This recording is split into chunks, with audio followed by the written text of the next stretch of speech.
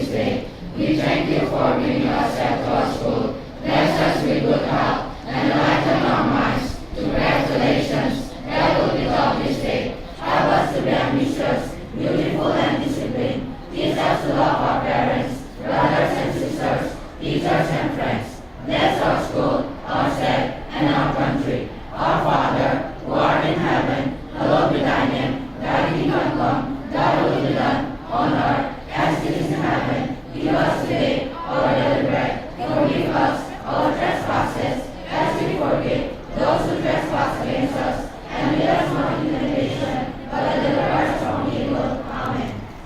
School, stand at this.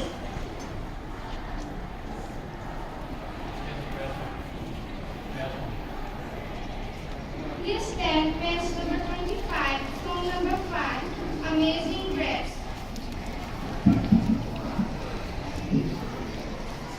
Amazing grace, how sweet the sound that saved a wretch like me. I once was lost, but now am found. Was blind, but now I see. 'Twas grace that taught my heart to fear, and grace my fears relieved. How precious did that grace appear! The hour I first believed. Through many dangers, toils, and snares, I have already come. 'Tis grace that brought me safe thus far, and grace will lead me home. Greeting everyone, dear respected principal, vice principal, headmistress, teachers, senior colleague, and my juniors.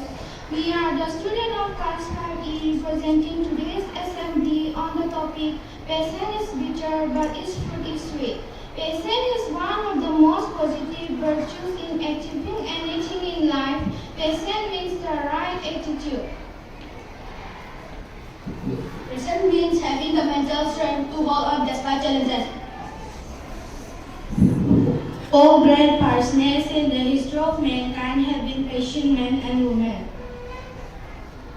Patience does not mean only being skillful, it also means being polite to aggressive and impolite users.